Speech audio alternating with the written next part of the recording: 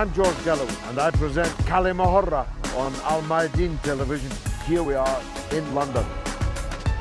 I speak my words freely, either in Parliament, on television, here on the streets of London. Kalima Horra means free word. That's what I speak. So Kalima Horra is a two-way conversation.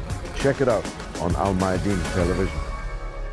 Welcome to Kalima Horra on Mayadeen television, coming to you from London with me, George Galloway.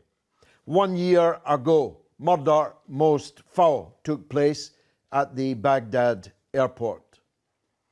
Abu Mahdi al-Muhandis and General Qasem Soleimani were savagely murdered from the air by the United States of America, which made no attempt to conceal their involvement in the crime, indeed boasted of that crime.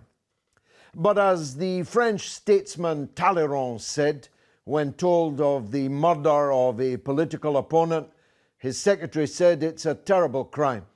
He said it's worse than a crime, it's a blunder, by which he meant that the stated intentions of the killers would not only not succeed, but would likely backfire, and in the most terrible way. This, I think, is true also of the murder of General Qasem Soleimani and the Iraqi resistance leader Abu Mahdi al-Muhandis.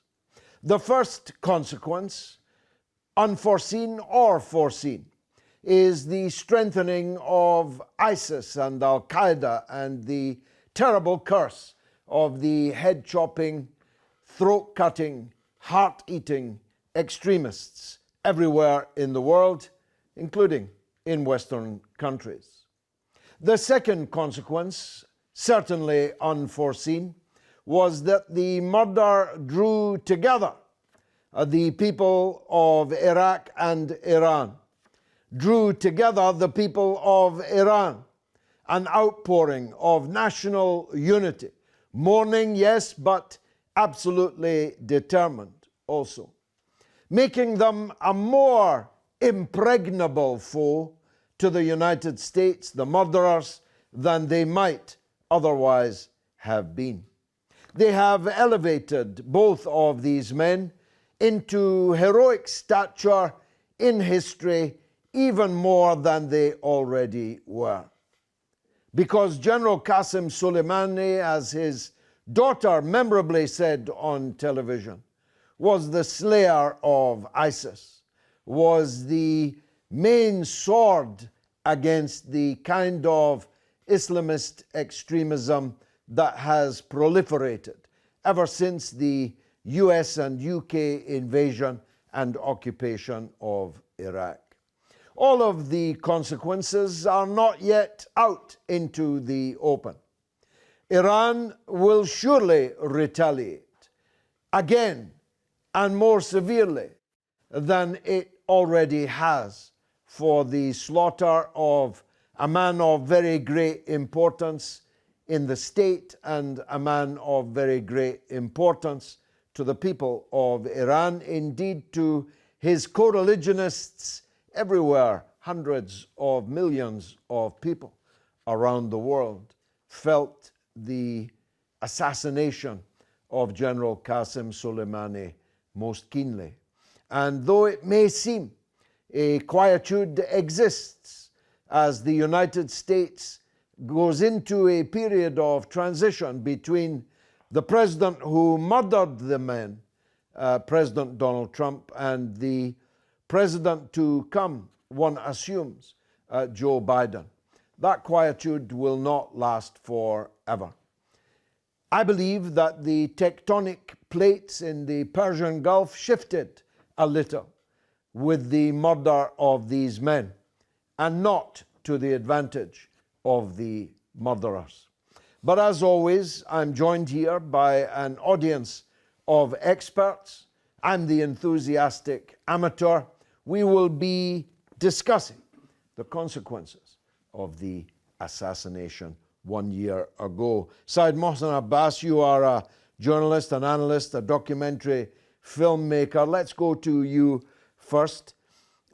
You must have been as shocked as anyone at the killing of a diplomat with a diplomatic passport on a peace mission in a neighboring country where the United States supposedly has fraternal relations with the government of that country, yet they had no compunction about committing murder on their soil. Tell us how you felt at the time and what you think the consequences are.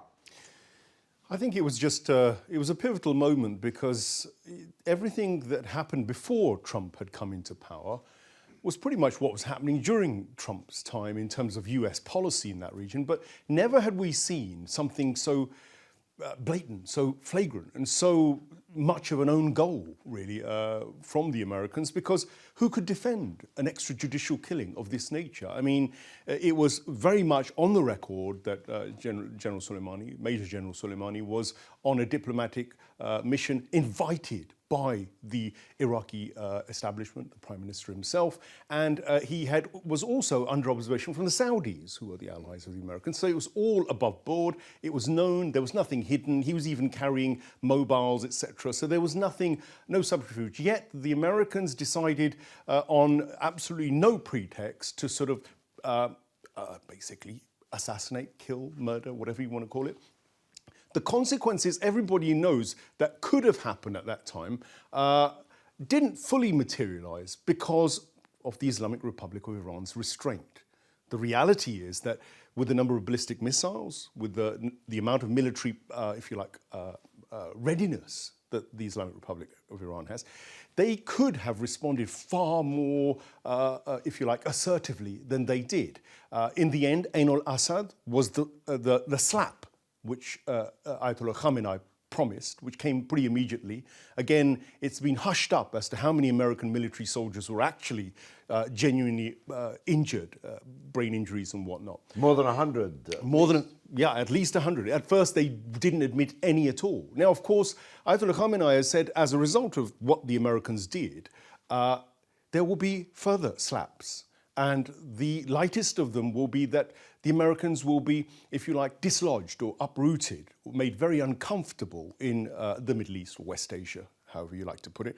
The second slap will be the total, if you like, erasure of American presence in the Middle East. That's the second slap which Ayatollah Khamenei has promised. The third element would, I assume, be the revenge that they talk about, because they've targeted 36 individuals who have an arrest warrant out. Donald Trump is among them. And the Iranians have promised that they will exact revenge at a time and place of their choosing, when they feel it is right. So already that revenge, if you like, is on the table. As to when they do it, how they do it, that remains to be seen. If Iran had responded with even more, if you like, vicious ballistic missiles attacks, they could have reached Tel Aviv. They could have reached any of the allies of the Americans in the Middle East there. It would have been a potential world war. That's what Donald Trump was playing with when he did this absolutely outrageous and stupid move, quite frankly. Now it's not improved. The situation has been compounded by the murder of Mohsen Fakhrizadeh, the nuclear scientist. Again, the same thing, only this time on Iranian soil. And for that, again, the IRGC has promised a response, and that response is now guaranteed. And it's the Americans who are pushing constantly for war, along with the Israelis egging them on, and actually now alleged to be directly participating in it with the murder of Mohsen Fakhrizadeh. The situation, though, must be difficult for the Iranian government. You can keep on saying there will be a reaction, there will be an answer, there will be revenge. Meanwhile, more and more people keep getting murdered. To what extent do you think these events, let's conflate them for a moment, sure, the Fakhrizadeh assassination, the assassination of General Soleimani, To what extent will that bring about political changes inside the Islamic Republic itself?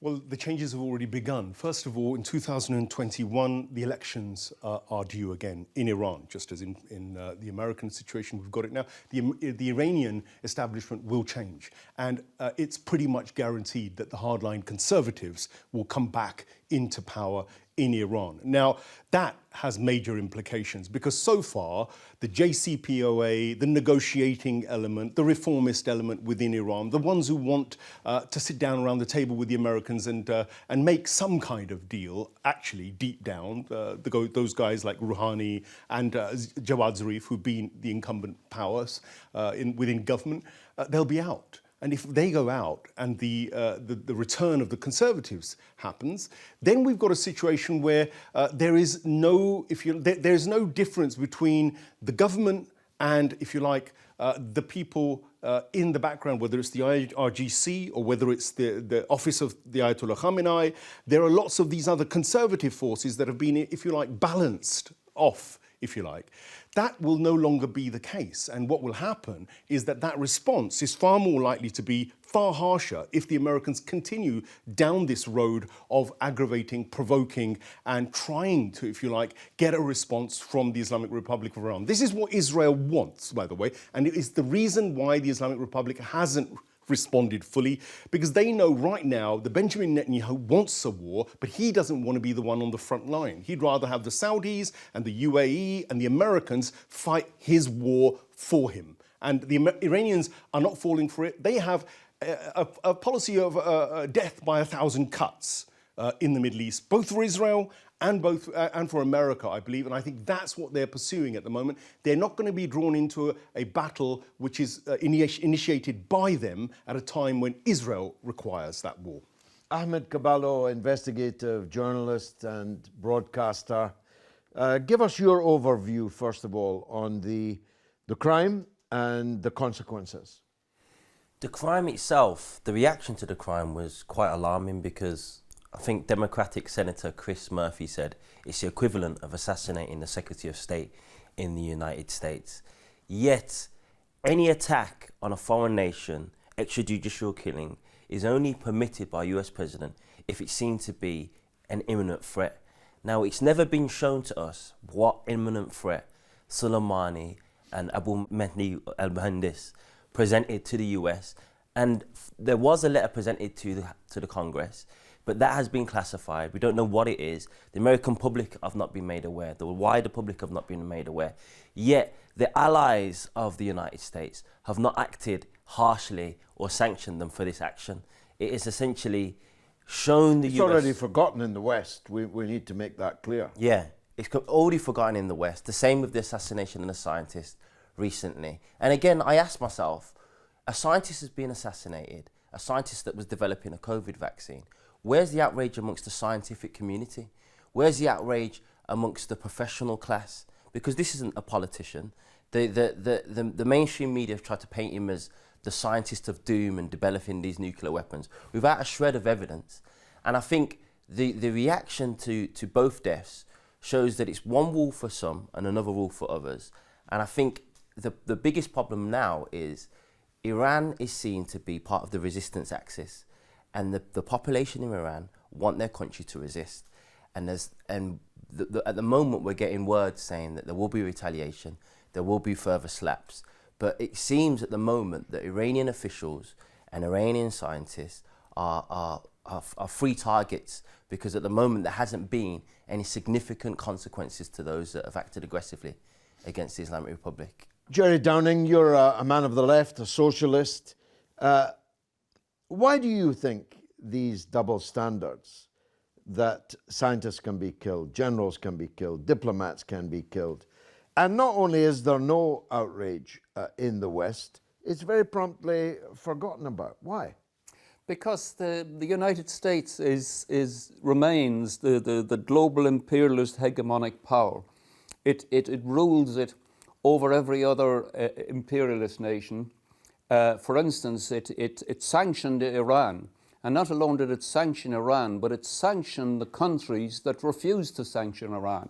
It was able to do that because it has the It has the economic power, it has the power of the dollar, and it has the power of the US financial institutes and banks that are able to fine countries who refuse to carry out the instructions of the United States, although there might be nothing at all in their own constitutions or in their own laws that says that they've done anything illegal. So there was, for instance, when the Gulf War started, a journalist asked George Bush, isn't what you're doing illegal? It has no sanctions for the United States. And he said, oh, illegal, is it? I must consult my lawyer.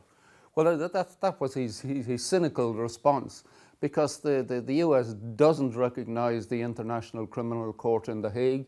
It doesn't recognize any international law against itself. It does demand that international law be imposed on other people, but not against itself or not against its own citizens.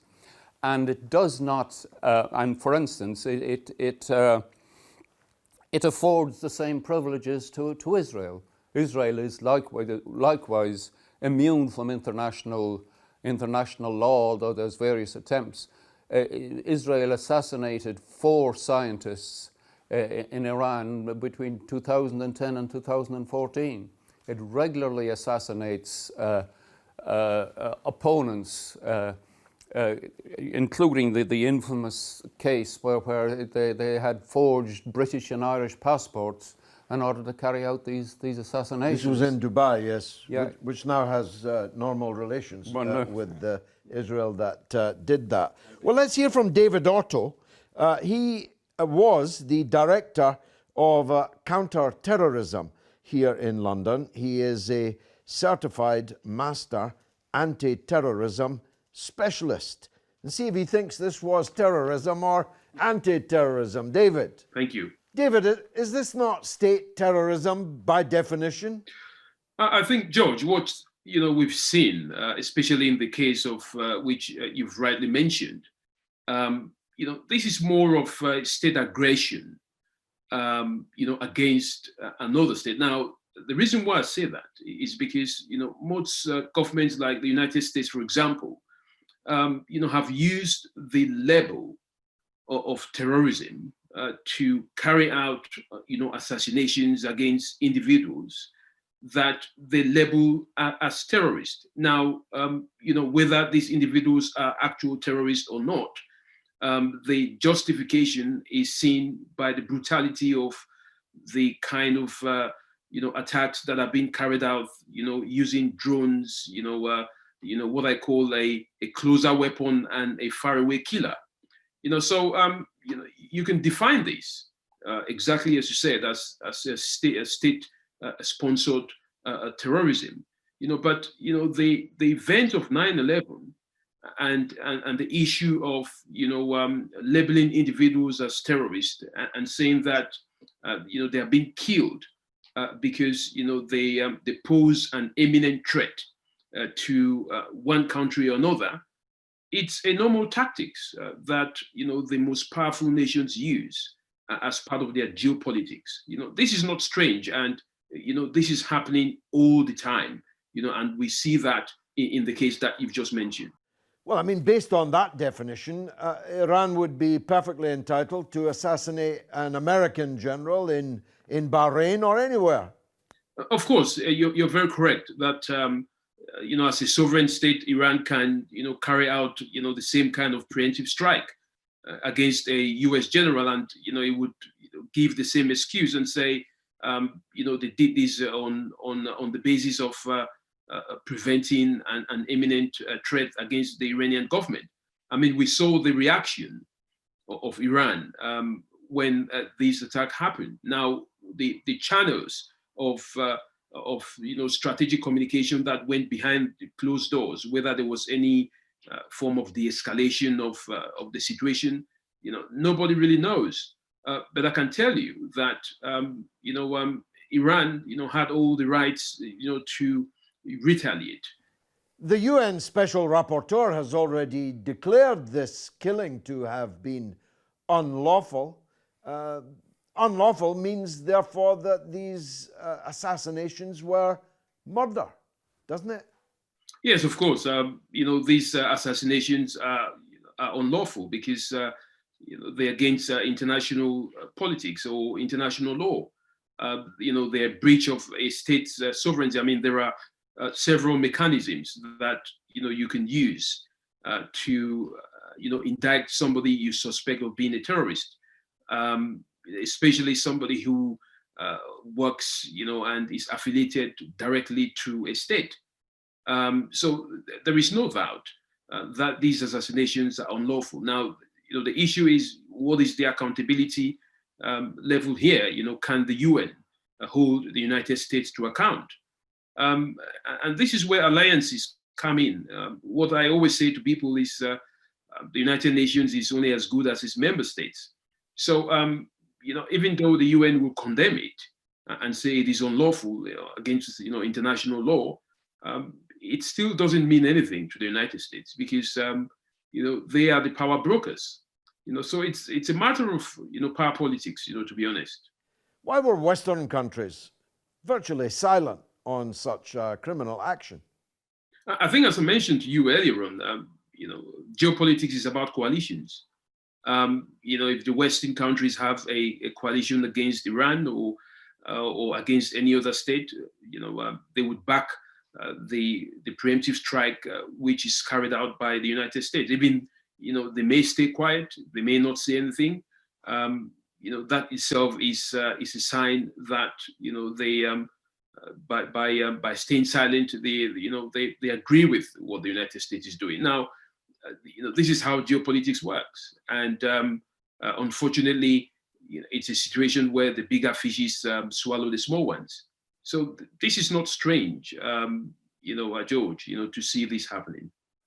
How will incoming President Biden deal with the consequences of these assassinations?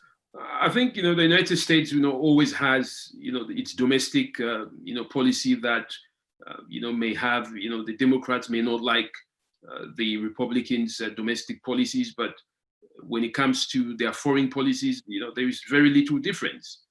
Exerted, on the foreign policy angle.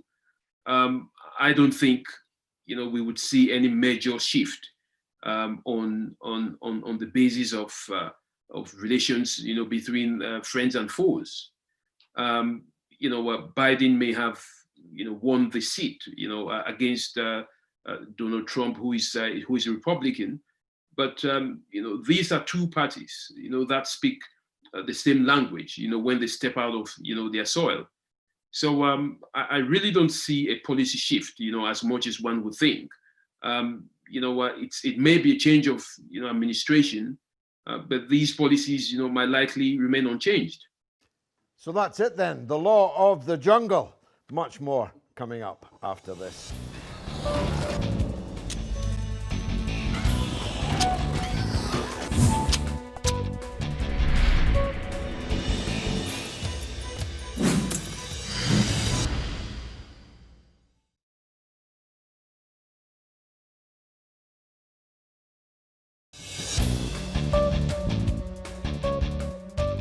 You're watching Kalima Horra with me, George Galloway, on Mayadeen Television on the anniversary of the murder by the United States of General Qasem Soleimani and Abu Mahdi al-Muhandis outside Baghdad airport.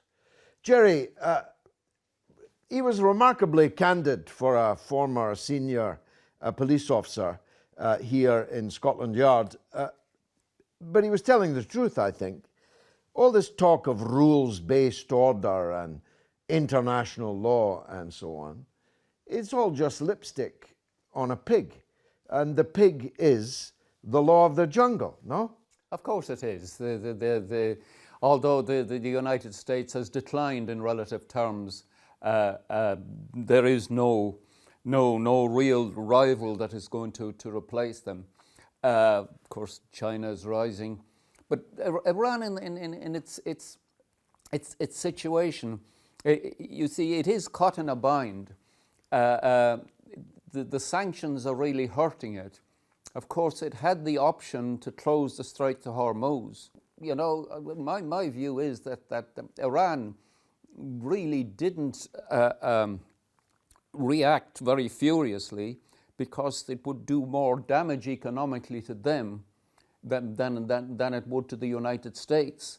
And they didn't react this time to the assassination of the scientist because they're thinking, well, Joe Biden is coming in and he might be a bit better than Donald Trump, and, you know. Well, let's hear from an Iraqi. Sami Ramadani is a London-based academic, but from Iraq, and he has long campaigned against both the government of Saddam Hussein and the war and occupation which overthrew him. Sami. You're most welcome. Okay. Is this not by definition state-sponsored terrorism? Of course. I mean, first of all, it's completely illegal under international law. And they have deliberately targeted two government officials because both General Soleimani and Abu Mahdi al-Muhandis are government officials, one for Iran and one for Iraq. And General Soleimani was actually invited by the Iraqi government. So he was on an official visit and he was received by Abu Mahdi al-Muhandis at the airport with his colleagues. And he was due to meet Iraq's officials, I think including Iraq's prime minister, within few hours of his arrival. So he was targeted, both of them, and their people who were with them in the same team. They were targeted and killed. And this is, by any definition of terrorism, is a terrorist act. Some people try to limit the definition of terrorism to only non-state actors, while really the essence of terrorism is to target people outside of any legitimate war theaters or Geneva Convention rules or international law. Anything outside these, targeting people like this is an act of terrorism, of course. Why has the US been so cavalier about Iraqi sovereignty? After all, that was the reason they gave for invading and occupying Iraq, to return sovereignty to the Iraqi people. Yes, absolutely. I mean, if one considers the incident from the point of view of Iraq's sovereignty, it shows the complete disregard that the United States has for the Iraqi people and their sovereignty, and the sovereignty of Iraq as a state. In fact, the act of its occupation was to destroy Iraq's sovereignty. And Iraq, until today, lacks full sovereignty, lacks full independence because of the presence of US forces, US undue influence through their US embassy, still the largest in the world, is in Baghdad. And their interference in Iraq is really outrageous, whereby they trample upon all diplomatic norms, political norms, and they pay no regard whatsoever to Iraqi sovereignty. I'll give you one good example. Iraqi parliament, at the request of the Iraqi government, passed a law, a resolution in parliament saying that the US-led coalition forces in Iraq, US-led forces, must leave Iraq. And until today, the United States says, no, we don't take that into account at all. So what sort of respect for sovereignty? And this assassination, this great crime, was done precisely because the United States has no respect for Iraq's sovereignty. In fact, it has no respect for any sovereignty across the world, because they often violate peoples and states' sovereignties. Why are Western countries so silent about what is so obviously an act of state terrorism? Yes, because they have a hand in destroying Iraq's sovereignty. And they have a hand in encouraging Israeli acts of aggression in the region. They have a hand in all this. And in fact, the Iraqi parliament's resolution and former Iraqi government's request for the US forces to leave Iraq wasn't only about US forces, but US-led forces. And they include forces from Britain, Australia, other countries. And the resolution that was passed was for all these foreign forces to leave Iraq. But the United States and its allies, especially Britain, are too closely tied together. The British government follows US policy to the line, to the dot, especially regarding the Middle East.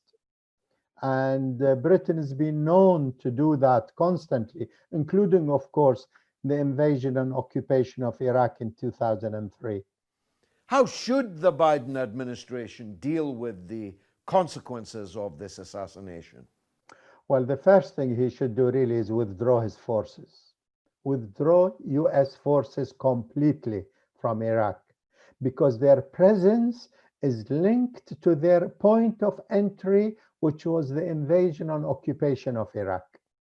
And the forces they have today in Iraq are what is left of their occupation forces in 2003. So step number one is to remove their forces. Step number two, lift the sanctions on various peoples, personalities, states, including, of course, Iran, which is during the coronavirus pandemic is really an international crime to impose sanctions on peoples and states, because these sanctions are affecting ordinary people in their tens of millions.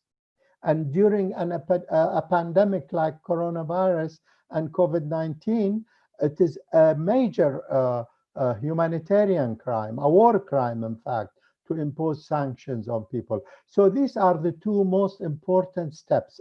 Step number three is to ask its military base called Israel to stop committing aggression in the region.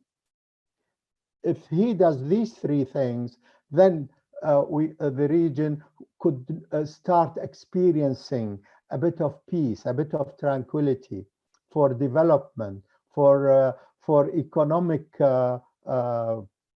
progress, for political progress. Peoples of the region can solve their problems together. But the presence of the United States in this nasty sense, military, diplomatic, economic, and support for Israel and support for Saudi war on the people of Yemen, millions of Yemeni people backed by the United States and with the Saudi-led war on them, are suffering enormous hardship today in Yemen. So these are elements that could, if the United States is serious about peace in the region, these are the steps that they should be taking urgently. Ahmed, the bottom line is the United States did this because they can. Yes. And the rest of the world cannot make them pay a price, at least not yet. That's the size of it, isn't it? It is, but the United States also pulled out of the Paris climate change agreement because they could. But the difference is the Western liberal allies spoke up in defense of the agreement. They did not speak up in defense of Iraq's sovereignty. They did not speak up in defense of Iranian sovereignty. Now, the crime was committed outside of a civilian airport. I've been to Baghdad airport. What about the passengers that were getting on their trip? What about the fact that this crime was done in the capital of a country that the United States claims to have liberated? What about the parliament voting overwhelmingly to remove forces? The whole reason why the United States went to Iraq was to bring democracy. and then when democracy is in action, they choose to ignore that. Said Mohsen, that's true, isn't it? what we have here is a kind of stasis. Iran can't really get back at the United States, but the murder and the reaction to it has made it plain to the United States that neither can they destroy the Islamic Republic of Iran. Literally speaking, yes. And what we can't forget is that the more the Americans push the Islamic Republic of Iran into a corner with the sanctions, with the wars, with the threats, all it's done is made the Iranians pick policies which have made them self-sustaining. And the thing that everybody has to recognize is that Major General Soleimani, being who he was, the head of the resistance, the key strategist of the resistance against, if you like, Takfiri terrorism in that region. And who are the Takfiri terrorists? Let's look at it very carefully. In Syria, it's on record that I think Russell was his name, Jacob Russell, I believe, in a WikiLeaks, Julian Assange's WikiLeaks, said clearly to Hillary Clinton, Al-Qaeda is on our side. That's literally the words that he used in that statement in 2012, February 2012, affirming that America was doing business with Al-Qaeda in Syria. That spread across Iraq. All I can see is that our own establishments are voting for our insecurity, for more terrorism of that Takfiri kind coming onto our shores, more Takfirism and terrorism spreading across West Asia, more refugees and migrant crisis as a result of the displacement due to the wars. America, by Trump's own admission, has spent over $7 trillion on war in the West, in West Asia. What he said, we've achieved nothing for it. Yet when he's come in power, he's done nothing really to stop or avert that policy because it's not in his control, I believe. It's part of an out-of-control industrial military complex, which just makes money. But it was his decision to murder these two men. Well, and for that decision, he's on effectively a warrant for arrest and could be worse. So he will, I think, eventually, be brought to account if the Iranians get their own way. I don't think the Islamic Republic of Iran is really scared of a confrontation. Jerry, imagine the good luck of the then British Foreign Secretary, William Hague, to be trapped in a lift with me, as he was. And I said to him then that the knives you are giving to the Takfiri fanatics in Syria will one day be in this building, looking for you and looking for me. But how do you explain, I can't, why the public in Britain and the United States appears so unconcerned that Al-Qaeda is on our side, as you said, quoting WikiLeaks, that our policy is so self-evidently not only not moral, but actually very stupid. How do we explain that? Well, the reason is historical, of course. Traditionally, Labour leaders have sought to privilege their own working class by the booty of empire. That's how they've done it. Of course, Jeremy Corbyn was a shift away from that, but now we've shifted back to that. My view is that the world won't fundamentally change from that capitulation to the power of imperialism until the dollar collapses as the world's trading and reserve currency.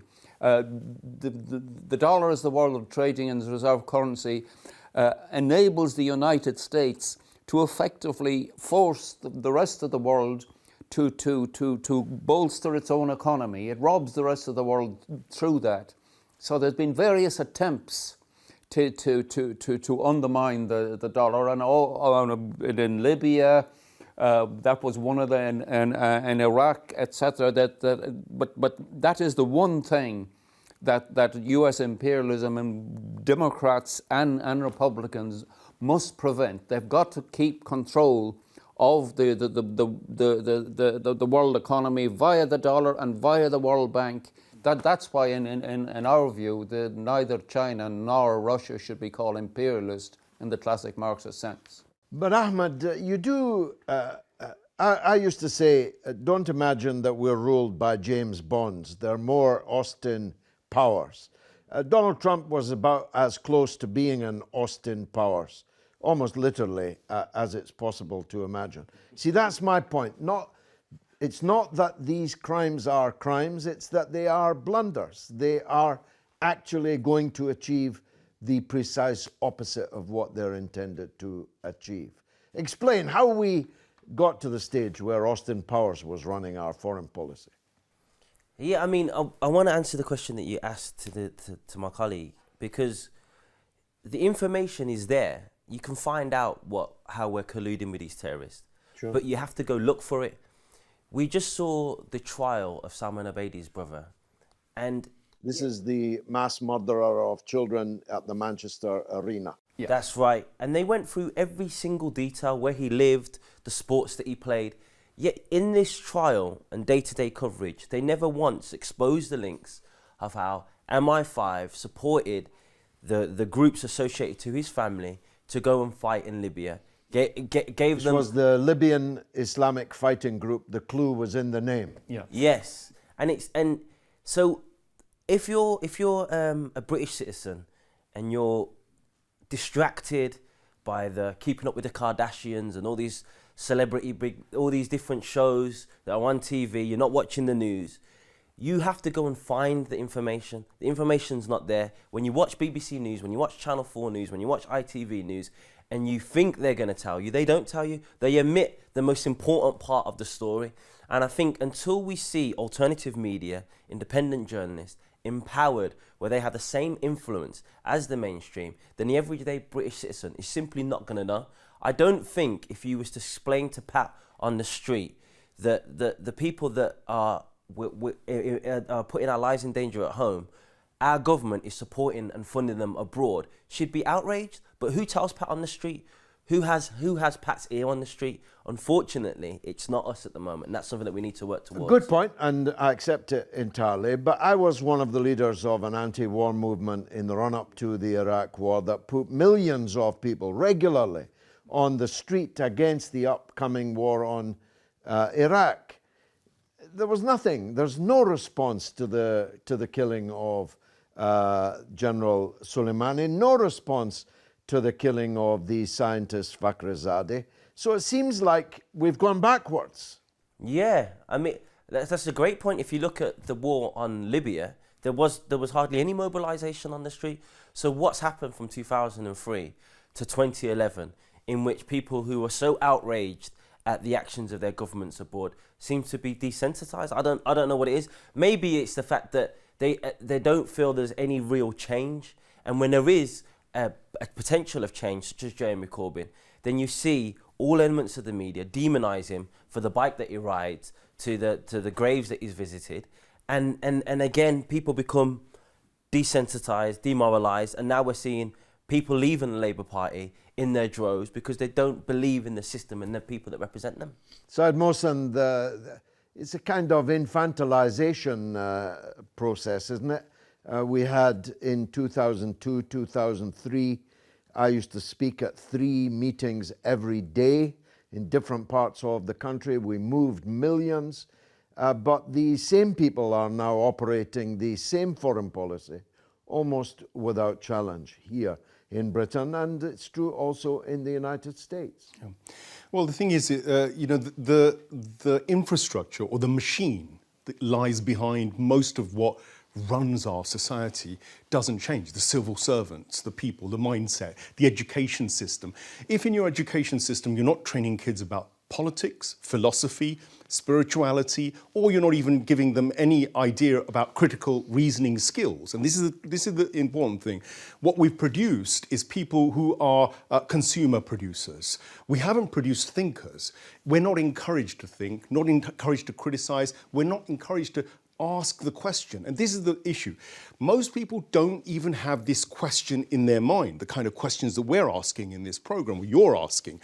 So therefore, they're not equipped. They don't have the skill sets and the tools, the basic reasoning, critical thinking, critical questioning skills. This is not to be underestimated. And the schools and the education system and the universities, I'm afraid, are pretty complicit in this, and it runs right through the system. Last question then, and very briefly, please. Said Mohsen, the killing of these two martyrs 1 year ago, the killing of another in the form of Fakhrizadeh and others just much more recently. That's not the end, is it? If Israel is trying to provoke Iran and the United States into war, they're not going to stop there, are they? No, this was going to continue, and it's going to be a battle to the death. I have to put it on record. Ayatollah Khamenei says Israel has 25 years left. That is a clear gauntlet, and Benjamin Netanyahu is in the same position. The Israelis are in that same position of saying, look, this is going to go to the wire, it's going to go to the end. Now, ultimately, you have to ask the question, which of these forces has a moral backbone of some kind that you could put your weight behind? Fakhrizadeh was not a villainous man. He had no track record. He was a professional. Soleimani was a servant of the state, serving the interests of his state. And they were spiritual men. They were God-fearing men. They felt they had a cause for the oppressed. They were helping the people who were oppressed in that region. That's what they would argue, and I would tend to agree with that assessment. The Israelis, I'm afraid, on their fundamental points of justice, can't even give justice to the Palestinians who they've uprooted from their land. They have a settler colonialist mindset, which which is based on paranoia now. It's got a paranoia of their own imminent destruction. They are the most dangerous, if you like, chess piece on the board, because they will go all the way as well. And I think that unless the Americans stop that $3.8 billion a year that they give to Israel to service its existence, we're going to be really empowering, I think, a state which is capable of drawing in the whole world into a mess and a war which none of us will have control over eventually. Jerry, what's happening next? What's next in that region? Well, what's next in the region, I think doesn't, make that much difference to the global picture. I do think there is obviously a big danger that Trump will do some outrage before he goes, in order to prevent Biden making a deal with the states in that region. There is a big danger there, but Trump, his passing, his legacy won't pass that easily, and the difficulty for the Middle East is that Biden actually has a history of more wars than Trump. Than Trump did. That's a fact, isn't it? That is the difficulty, and the difficulty that's lodged in that is of course Trump is pitching to his fascistic followers, and pitching towards his fascistic followers. Well, that's exactly what Hitler did. He pitched towards his fascistic followers until he won the domestic thing, and then he made the wars. Trump was not a peacekeeper or anything like it, but he prioritized crushing. And I think that the attempts to impose fascism in the United States will force the U.S. working class to fight. I think, you can have the lowest strike records, and you could have all that since records began in the 1880s, but it's never been the case that the working class has not revived. It will revive, of course, and it will fight, and there's great hopes with people like the Black Lives Matters and those whole move. We know it will revive. It is extraordinary, isn't it? The country that commits these crimes that projects its power all over the world is now presiding over the biggest unemployment in their country since 1935, the middle of the Depression, cannot even give $600 relief to its own people in the middle of a pandemic that has seen scores actually, of millions of people become unemployed and millions now facing eviction. How do you square that apparent contradiction? I don't think you can square that apparent contradiction, and I think with the Iraq war, at the same time there was Katrina, and people were asking at the time, how can we be spending billions and trillions of dollars to fight in Iraq, to fight in Afghanistan? Meanwhile, there's people lying on a bed afloat in the middle of some floods and they can't get government assistance. And I think this brings into being the contradiction within the American system. It claims to be the greatest democracy in the world. It claims to be the land of the free. Yet the people there are now rioting. They're now civil unrest, and now there's a health pandemic. They've got the worst numbers of any country in the world. The government's had an atrocious response to it, and yet they seem to be saber rattling against more aggression in the Middle East. There has to be, I agree with my colleague here, there has to be a moment where there's a realization amongst the working class that this country is not working within our interest, and we need to fight for a country that does work within our interest and puts, like Trump said but failed to deliver on, America first. Putting America first would be fine if it meant that they would let the rest of the world actually attend to their own business without interference, without violence, and without the kind of murder that we commemorate in this program this evening. Thank you for watching.